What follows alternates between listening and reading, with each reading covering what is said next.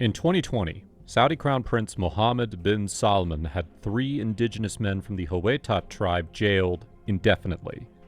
2 years later, they were sentenced to death for not vacating the lands for The Line and being critical of this new project.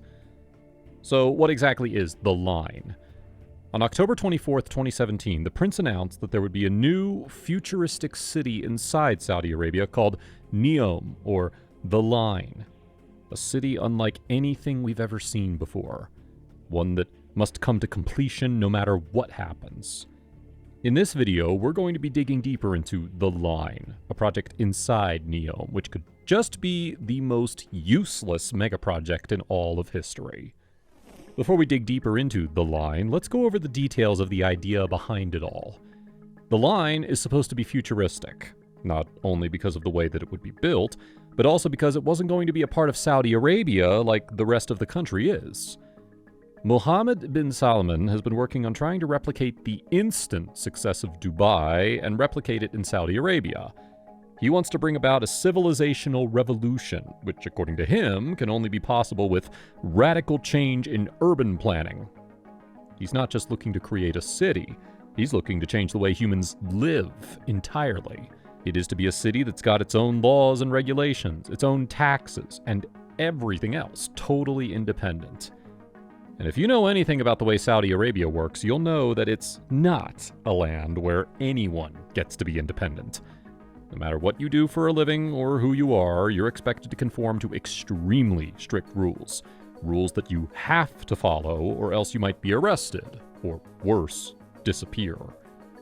So imagine being able to live within your country, but without any of the drawbacks of living there. This gives Neom its ultimate potential. Make it a diamond in the rough. Yet with all that going for it, one of its key components, The Line, still happens to be one of the most useless megaprojects in history.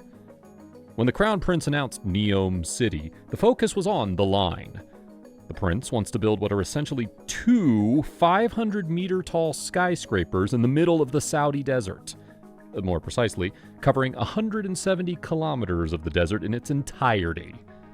The skyscrapers will be built in a line, hence the name of the project. From space, you wouldn't see the usual map of a city. Instead, you'll just see a line. One that can easily house 9 million people inside it at full capacity.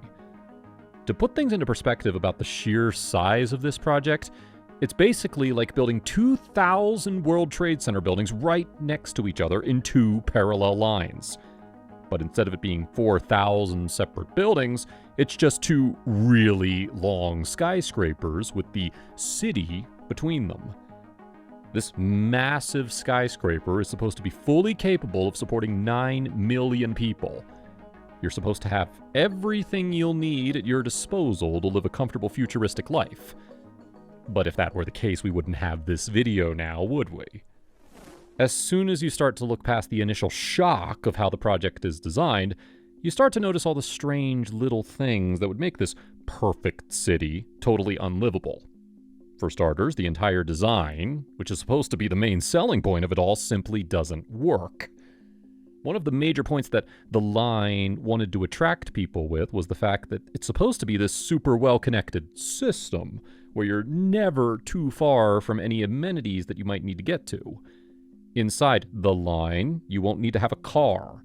All the necessary amenities are always 2 to 5 minutes away, so walking will get you pretty much everywhere you need to be, and escalators and elevators would do the rest, with high-speed trains picking up the additional slack. While The Line shape makes everything more compact, if you happen to live within 1 kilometer of the line, but your friend just so happens to be in the last kilometer, you've suddenly found yourself needing to travel 169 kilometers just to be able to see them, even though technically you live in the same building. The city is supposed to be super green, but that would have still been accomplished if The Line was just an average city with 0 cars. No cars, all public transport, you immediately have a zero-emission city without having to rethink the entire way the human population lives. Not only that, but if The Line were to eventually work out, there's one massive point that everyone's missing. It physically cannot deal with population growth. Once the city reaches the 9 million mark, there's no room for anyone else. If the families were to grow beyond the initial point, they'd have to literally move out. What's a city that's made to be futuristic that can't even account for the future? On the opposite end of the spectrum, you have the problem of never even making it to 9 million people. What if the line can never even make it to full capacity? How would the Crown Prince justify the $1 trillion cost that the kingdom would have to deal with anyway? On top of that, you have the maintenance costs. Those will be there regardless of how many people are occupying the line. Even from a purely simple cost-benefit standpoint, this has the potential to be an outright failure just because it can't even break even due to occupancy issues. Even if we were to disregard the potential of the line never making it to the break-even point, we have the fact that living inside the line is simply going to be too difficult for the average human being. In general, we're programmed to wake up during the day, soak in some vitamin D, and sleep during the night. Those that stray away from this very basic routine find themselves feeling the detrimental effects of the ordeal in the long term. The line is going to have one major problem. It's essentially millions of people living in a very confined space, right on top of each other. If you were needing to escape, you look outside, and all you see is miles and miles and miles of desert. The sound of that is triggering in terms of claustrophobia, but even those that don't have the condition are bound to feel some level of uneasiness being trapped in the middle of two buildings. If those two things weren't bad enough, when you're dealing with humans, even if it's a super futuristic society, wherever there are humans, you have to account for human errors. Now, you have the fact that the main lines of transportation throughout the line are supposed to be two high-speed trains. The one meant for super long travel, meaning from one side of the line to the other, which is rumored to be as fast as 500 kilometers an hour. That's incredibly fast. But with that, it also means that there may be accidents and maintenance very often. When that happens, it's going to cause a temporary pause in everything that's going on in the line. Think about it. If the train breaks down on one side of town and you need to take it to work, you're going to be stuck. That's because, if you remember from earlier on in the video, there are no cars in this futuristic zero-emission city. No roads or anything either, so the trains are all you've got. If they break down, they break society down with it, even if it's temporary. A temporary pause in the stock market can have detrimental effects for months, if not years. How would the lives of 9 million people be affected if they were all connected to one mode of transportation? Speaking of how transport would work inside the line, there's another problem. Transportation to the line. The line is quite literally in the middle of nowhere. Even if you can get 9 million people out in the open desert like that, they're going to have to eat. Sure, you've got vertical gardens and rooftop gardens, but no amount of quirky gardening is going to provide Saudi staples like bread and meat to 9 million people.